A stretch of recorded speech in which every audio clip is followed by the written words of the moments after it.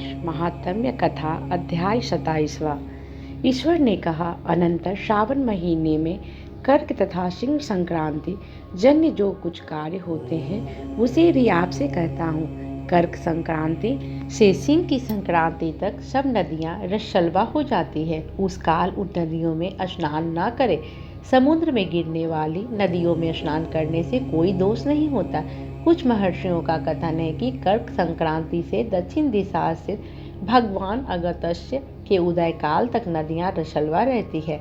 अल्प जल वाली छोटी नदियां जब तक रसलवा रहती है कि अपने आप जिन नदियों की गति बहाव 8000 धनुष 32 हाथ नहीं हो, उन नदियों में वर्षा ऋतु में 10 दिन तक स्नान न करें। उन नदियों को नदी न कहकर गरही शब्द से कहें। कर्क संक्रांति के आरंभ में महानदियां रसलवा होती हैं।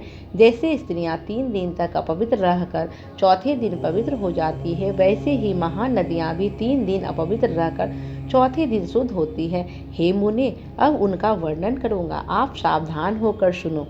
गोदावरी, भीमरथी, तुंगभद्रा, वेनिका, तापी और पयोशी ये 6 महानदियां विंध्य पर्वत के उत्तर बहती है।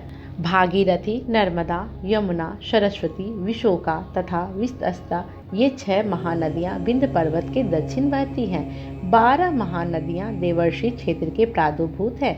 देविका, कावेरी, गजरा और कृष्णा ये 4 नदियां कर्क संक्रांति हो जाने पर एक दिन रसलवा होती है। कर्क संक्रांति से 3 दिन तक गौतमी नदी रसलवा होती है। चंद्रभागा, सती, सिंधु, सरयू, नर्मदा, गंगा, यमुना, पच्छजाला तथा सरस्वती ये 9 नदियां एवं नद नाम से सुविख्यात सोन, सिंधु, हिरण्य, कोकिल, अहित, घरघर, शत्रुदु ये 7 पवित्र रहते हैं। ये रसलवा नहीं होती। धर्मद्रवा, गंगा, यमुना तथा सरस्वती ये सब काल में गुप्त रजो दोष वाली होती हैं। ये सर्वदा पवित्र है। जो नदी तट निवासी है उन्हें रसशलवाजन्य पाप नहीं लगता तथा रजो दुष्ट जल भी गंगा जल में मिलने से पवित्र हो जाता है। प्रेम से बोलिए शंकर भगवान की जय।